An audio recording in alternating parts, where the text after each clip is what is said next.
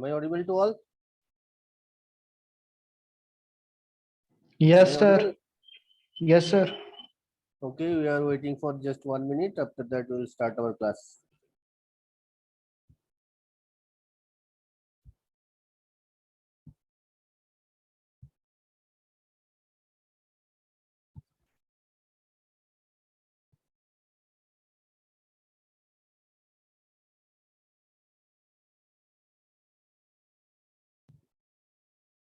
Okay, we will start our class.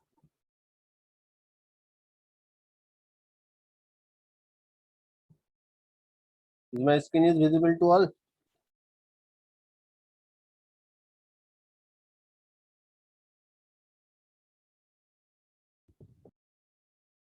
Is my screen is visible to all? Yes, sir. Yes, sir. Okay, so previous day we are learning about the different continuity of the complex variable. Now today we are starting the differentiability of a complex function. So here we are taking a function w equal to fz defined in a certain domain D is said to be differentiable at z equal to z0 if the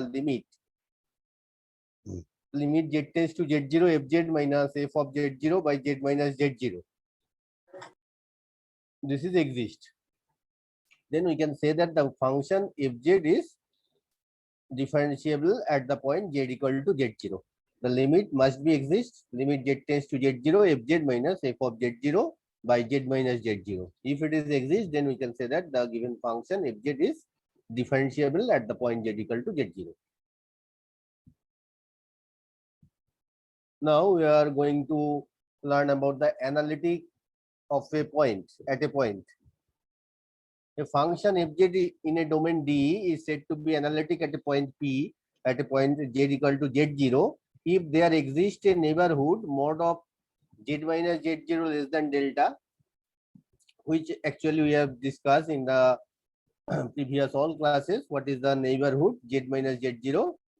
Z is a point on the surface and delta radius a circle is taken and z0 is the center. Then z minus z0 less than delta at all points of which the function is differentiable, that is f dot z exists.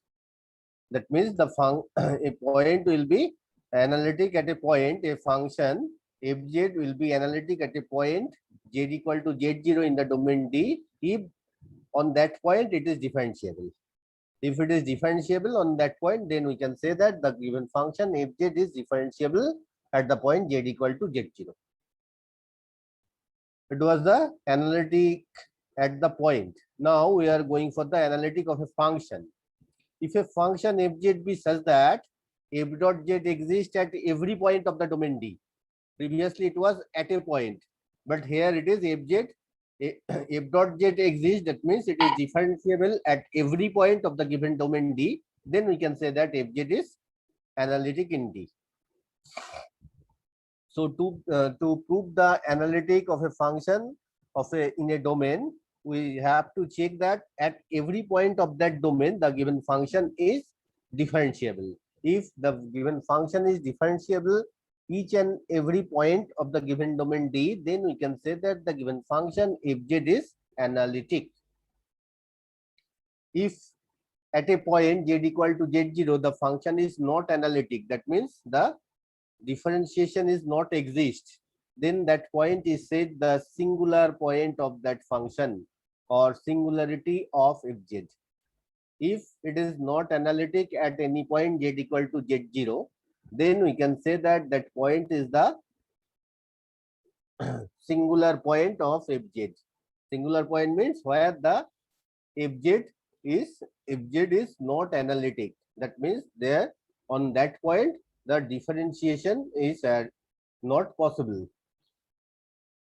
Then this point is called the analytic point. And now the zero of a function, if we put z equal to z0, then if f of z0 equal to 0, then we can say that z0 is the zero of the given function fz, for which point the value of fz is 0. That is called zero of the function. For which point the value of the fz is given 0, that is called the zero of a function. Now we have to go for the Cauchy-Riemann equation condition, which is very, very important for our next part. So is it understood by everybody? Can I go to the next slide? Analytic at a point बता दीजिए sir फिर से.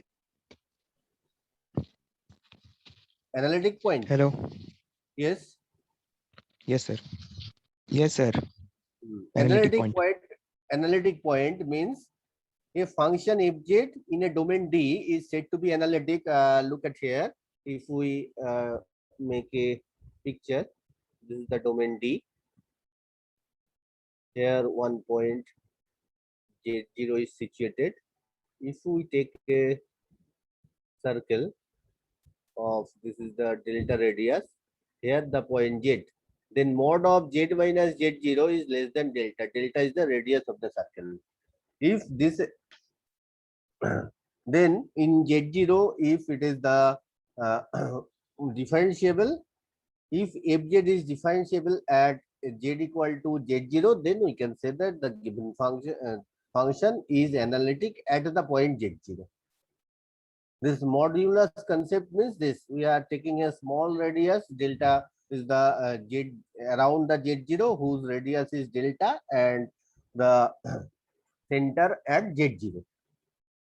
So all those points which are within the circle, that is called the neighborhood point.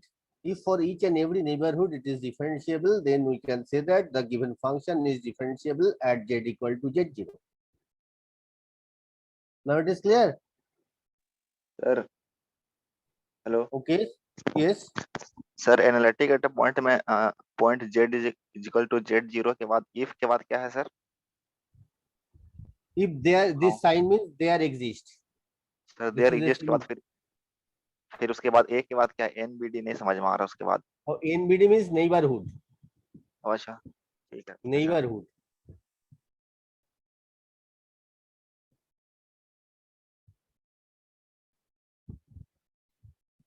इसको NBD कहता है, ठीक है?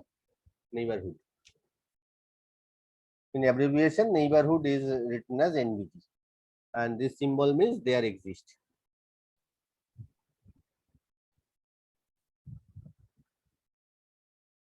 This symbol means there exist. So we are going for the next part.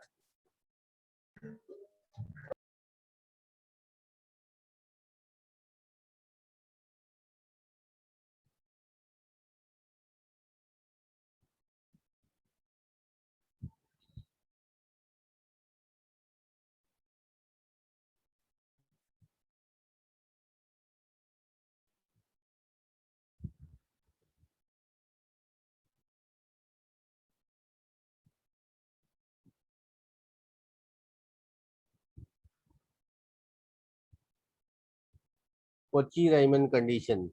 That is also said that necessary condition for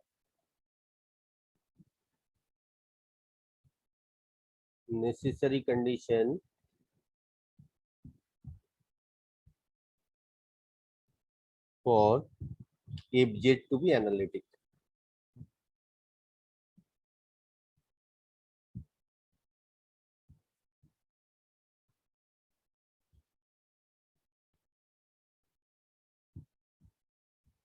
So the necessary condition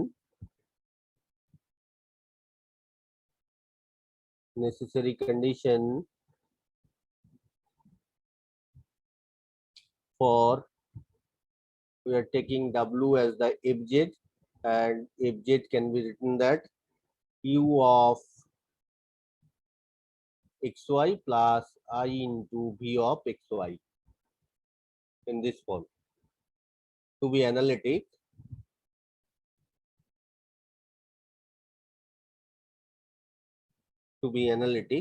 at any point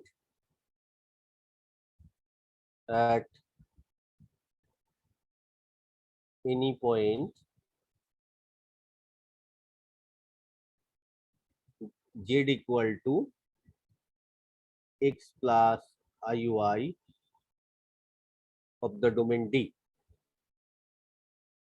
of its domain D is that the fourth partial derivative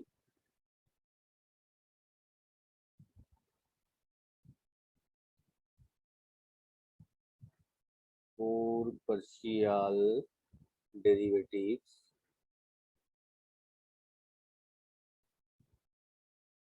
they are del u del x, del u del y, del v del x, and del v del y. These are the four partial derivative should exist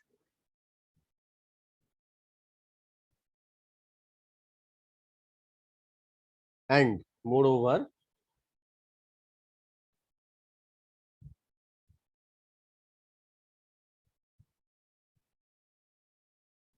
del v del y equal to del u del x, number one, and number two del v del x is equal to minus del u del y. This is the necessary condition. This condition is not sufficient, but it is the necessary condition to be a given function fz to be analytic at the point z, where z can be written x plus iy. Is it understood? Here u and v both are the function of x and y, so u can be derived partially with respect to x, u can be derived partially with respect to y, v can be derived with partially with respect to x, and v can be derived with respect to y partially, right? So these four partial derivatives should exist, and del v del y equal to del u del x and del v del x equal to minus del u del y. So last two are the condition of Cauchy and Riemann. Both are given this condition together with this Cauchy and Riemann given this condition. If this condition is satisfied, then we can say that the given function may be analytic. It is not confirmed, because of that it is the necessary condition. So if any given function is follow this Cauchy-Riemann condition, then there is a possibility the function to be analytic. It is not that the function will be analytic. It is one of the condition the function to be analytic. If it is not obey this, then clearly we can say that the function is not analytic.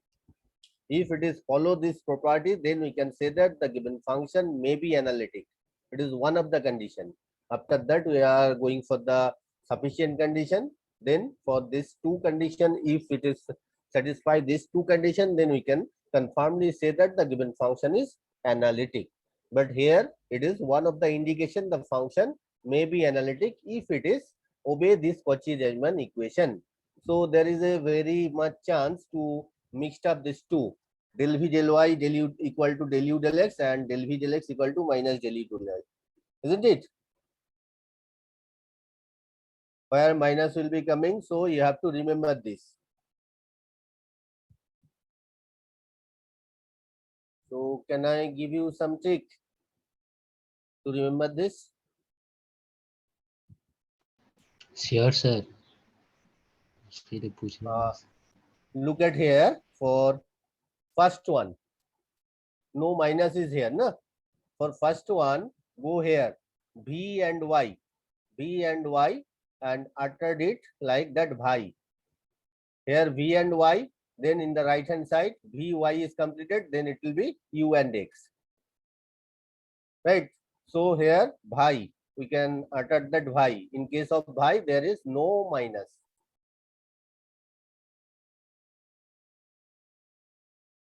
This trick is go into your mind. In case of bhai, there is no minus.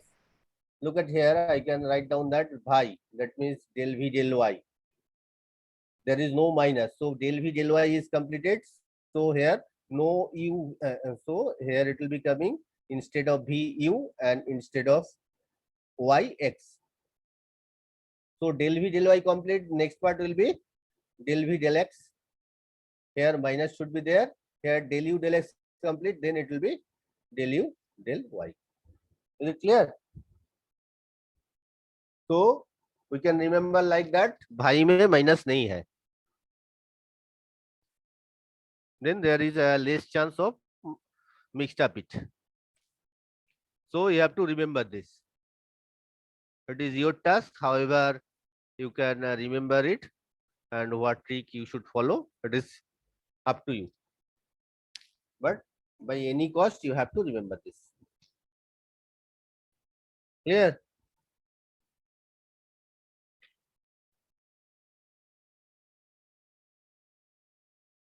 Now we are going for the next part, that is the sufficient condition for FZ to be analytic.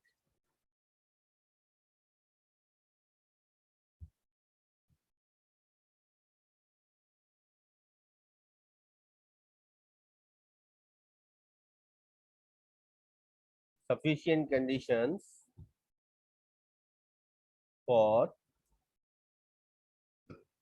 FZ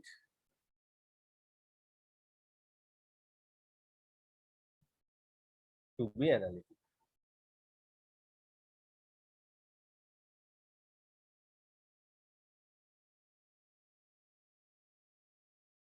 The function FZ, the function W equal to FZ is equal to U of xy plus I into V of xy is analytic in a domain D. Analytic in a domain D if number one, for partial derivatives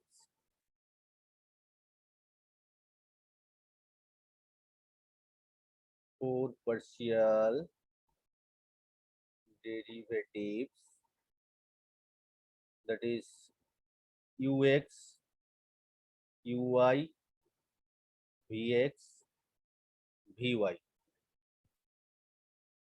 exist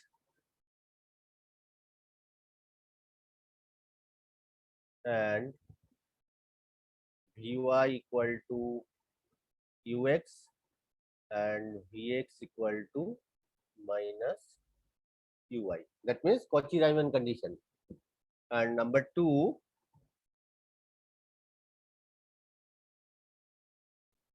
the partial derivatives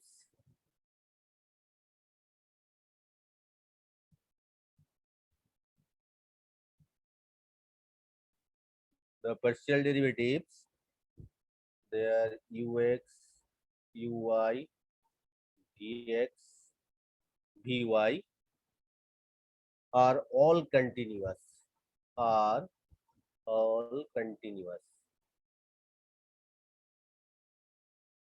in T.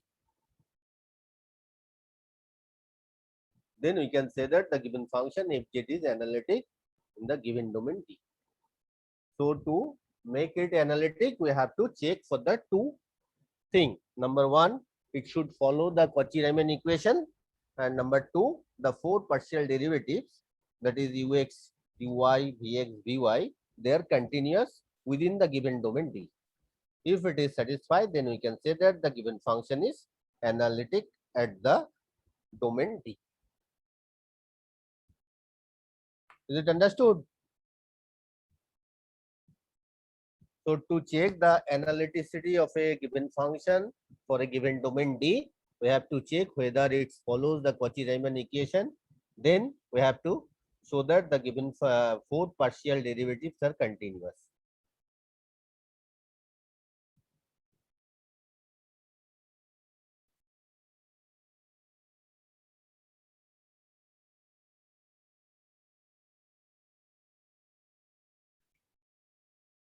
आया है समझ में? So we can go for some examples. Yes, sir.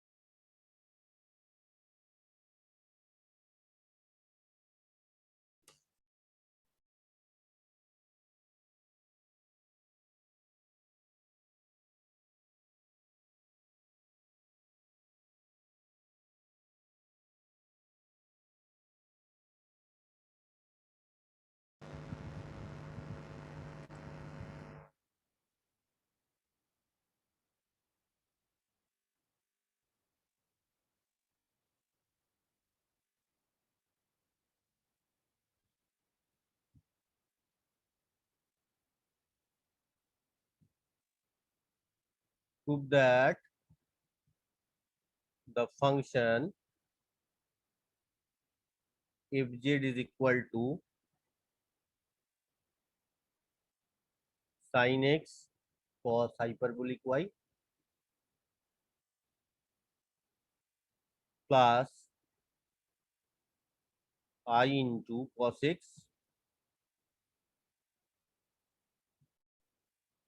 sin hyperbolic y is continuous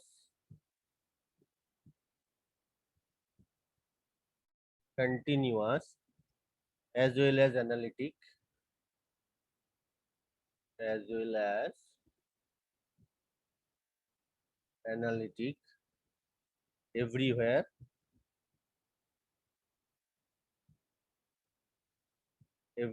and find its derivative.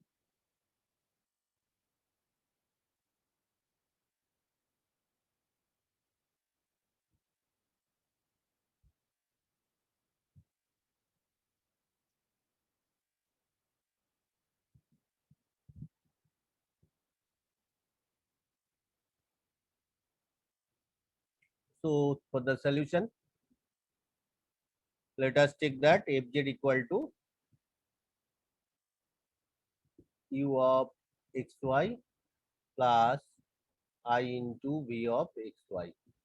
So here fz is given. That implies that u of xy equal to sin x cos hyperbolic y and v of xy equal to cos x sin hyperbolic y. Cos x sin hyperbolic y. Right? Clearly there u of xy, they are the function of trigonometrical function u of xy, trigonometrical function and hyperbolic function, both are continuous. So u of xy continuous as well as v of xy continuous. Right? So first part of the continuity is completed. So fz as u of xy is continuous everywhere, v of xy is continuous everywhere. That means fz is continuous everywhere. Is it clear? We know that the trigonometrical function and hyperbolic function, they are continuous everywhere in a real domain D. So here x and y are real. So sin x cos hyperbolic y, product of this, it is continuous everywhere, and cos x into sin hyperbolic y, product of this two, this is also continuous everywhere. As u of xy also continuous, v of xy also continuous. So from here we can conclude that fz is continuous. Now we have to find out that del u del x. Del u del x. What is the value of del u del x? Tell me, what is the value of del u del x? Minus sin hyperbolic y sin x cos x. Cos Sir, x, cos hyperbolic. Sir, Now we have del u del y. hello. हाँ बोलो. Hello. हाँ बोलो बोलो.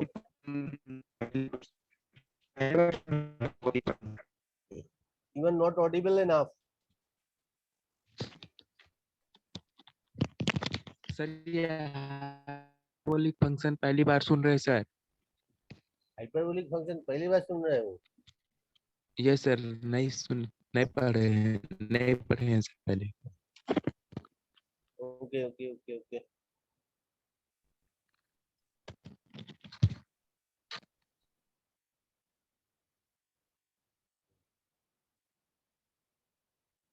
Sin hyperbolic x.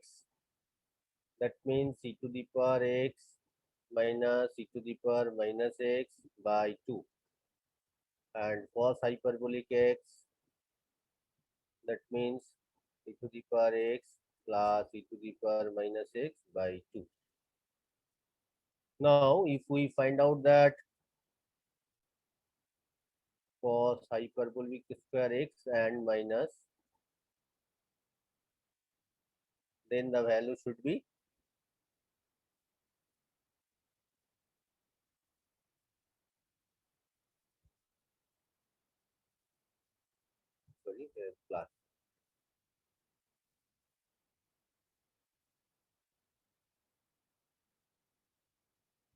So if we take common 1 by 4 from here, then it will be coming a square minus b square, that is e to the power x plus e to the power minus x plus e to the power x,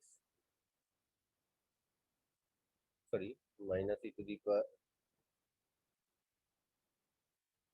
no, plus e to the power x minus e to the power minus x, that is a plus b, and a minus b is e to the power x plus e to the power minus x minus e to the power x plus e to the power minus x. Then it will be given that 1 by 4 here e to the power minus x, that is 2 e to the power x into here 2 e to the power minus x is equal to 1 by 4 e to the power x into e to the power minus x is equal to 1. So 1. So for the hyperbolic function, cos hyperbolic square x minus sin hyperbolic square x equal to 1. But in our trigonometry, we know that cos square x plus sin square x equal to 1 na? In our general trigonometry. But in case of our hyperbolic function, cos hyperbolic square x minus sin hyperbolic square x equal to 1. Here notice plus. So this is the abbreviation for sin hyperbolic x, and this is the abbreviation for cos hyperbolic x. Clear? Now if we sir make the derivative, sir इसका differentiation भी बता देते sir इसका. हाँ. If we take that ddx of sin hyperbolic x, that means ddx of e to the power x minus e to the power minus x by 2, then half is the coming here. तो e to the power x का derivative e to the power x है, इधर में minus आएगा तो ये plus हो जाएगा ना. तो e to the power x plus इसका मतलब हो जाएगा cos hyperbolic x. आया ये समझ में? sin hyperbolic x का जस्ट वैल्यू पुट कर दिया. Now if we take that ddx of cos hyperbolic x,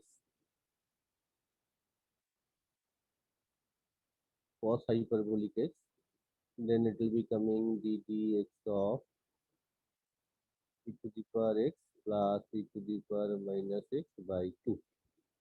Then again half will be coming out of the bracket, then e to the power x minus e to the power minus x, then it can be written sin hyperbolic x. ठीक है?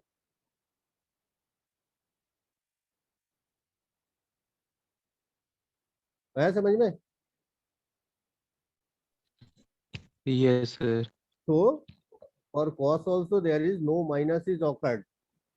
In case of our trigonometrical function, we know that when we taking the ddx of cos x, then it will be coming minus sin x. But in case of hyperbolic function, Yes sir. ddx of cos hyperbolic x, it will be coming sin hyperbolic x, right? So can I remove this one? Okay sir. Otherwise, Yes sir. we are making here. So du del u del x is completed. Now del u del y. Del u del y means here sin x is the constant. Cos hyperbolic y का मतलब होगा sin hyperbolic y. Sin hyperbolic y. Now we have to find out del v del x. Del v del x with respect to cos, that is minus sin x and sin hyperbolic y, and del v del y, it will be given that cos x into cos hyperbolic y. These are coming here. All the partial derivative is coming. So from here del v del y is equal to del u del x. Look at here, value of del v del y. This is equal to value of del u del x, na? And value of del v del x is equal to minus of del u del x. So Cauchy-Riemann equation satisfied. isn't it? हाँ sir. इसमें Cauchy Riemann equation satisfy हो गया and all four partial derivative they are also the function of trigonometrical function and exponential function, product of them, both of the function are continuous everywhere. That means all the four partial derivatives are continuous everywhere. That means fz is analytic. Is it clear? Sir First it was the हाँ बोलो. Sir वहाँ sin x is equal to e to the power x minus e to the power minus x by 2 क्यों लिया वो नहीं समझ में आया. हम नहीं लिया है, इसका वैल्यू यही है, ये हमको भी समझ में नहीं आता है. तुम्हारा नाम क्या है बाबू? सर रवै कश्यप. अगर हम पूछेंगे क्यों, क्या आंसर दोगे तुम? कोई आंसर है तुम्हारे पास? तो वही तो समझ नहीं आ रहा सर, मतलब क्वेश्चन में दिया हुआ है कि मतलब अपने से दिया, वही समझ नहीं आ रहा था सर. ना क्वेश्चन में नहीं देगा, इसका मतलब यही है. और मतलब ऐसे यूज करना है सर. हाँ यही इसका वैल्यू है. ठीक है, साइन यस सर, वही हाइपरबोलिक समझ इसका नहीं आ वैल्यू यही है. कॉस हाइपरबोलिक साइन एक्स का वैल्यू क्या है बोलो? सर साइन एक्स इसका वैल्यू क्या होता है? e to the power i x minus e to the power minus i x by 2i. पढ़े हैं कभी? Sine x equal to no e to the sir. Power i x minus e to the power. क्या पढ़े हैं? पिछला दिन भी हम दिखाया तुम लोग को, नहीं पढ़े हैं? तो कॉम्प्लेक्स जब शुरू किया है तब भी हम दिखाया तुम लोग को. cos x is equal to e to the power i x plus e to the power minus i x by 2. Sine में नीचे में 2i है, cos में सिर्फ 2 है. तो this you have to remember. ठीक है, when we are ओके हो. starting the complex number you have to remember this, otherwise you cannot survive for this complex number part. So we are going for, so it is analytic everywhere as it is satisfy the Cauchy-Riemann equation as well as all the partial derivative they are continuous. And here we have to find out the derivative also. So derivative we can find it out.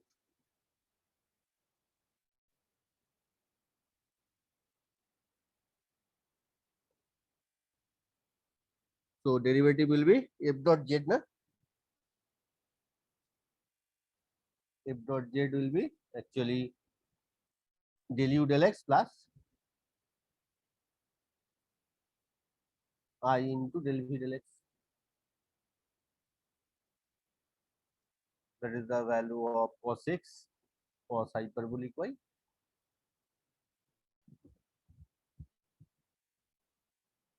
minus I into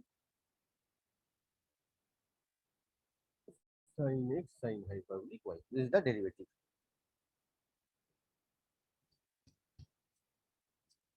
Now we are taking another example.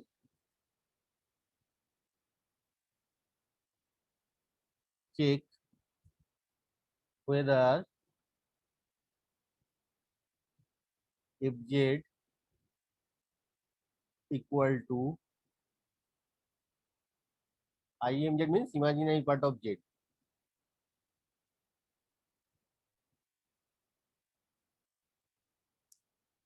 Differentiable everywhere in the finite complex plane.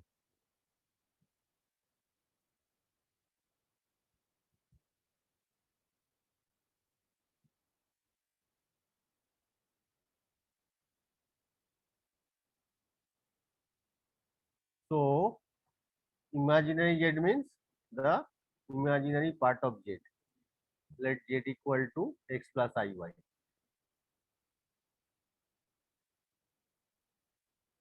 So real z equal to x and imaginary z equal to y, right?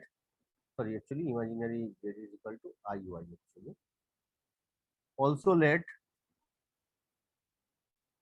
now we are going for the function. If z is equal to u of xy plus I into v of xy, which implies that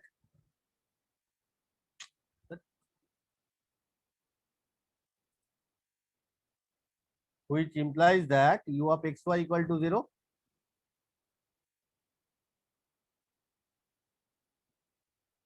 But here v of xy is equal to y. Because of that, fz is equal to given that imaginary z only. So we can write down here fz equal to 0, u of xy is 0, but v of xy equal to y. So we got that u and v. So find out the value of del u del x. As u 0, so del u del x 0. As u 0, del u del y also 0.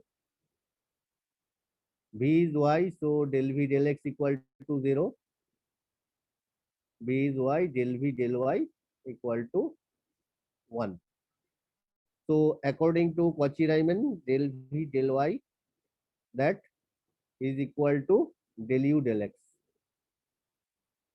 Isn't it? Value of del v del y 1, but value of del v del y 0.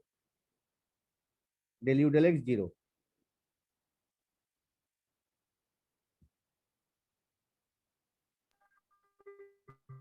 So it is not differentiable.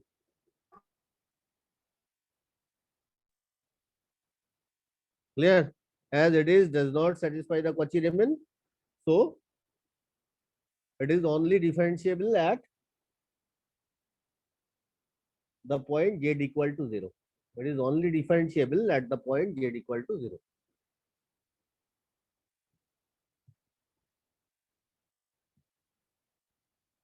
When x, y both are 0, then it is only differentiable.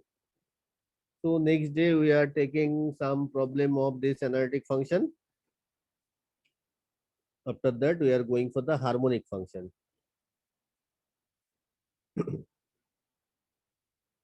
Harmonic, then we have to go for the conjugate harmonic. Then some method to find out the conjugate harmonic, then this part is over. So for this complex variable, this is the most important thing of this chapter, this Cauchy-Riemann equation. You have to remember this, and some question must coming from this part. Is it clear? So this part is very, very important for your complex number. And you have to remember all those things. What is the meaning of sin x? What is the meaning of cos x?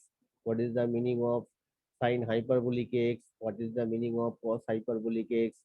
This will be not given to you. You have to remember this and you have to use this.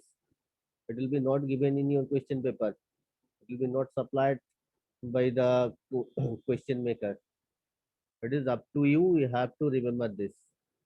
So carefully go through for this complex variable. It is not a complex number. Complex number was very easy.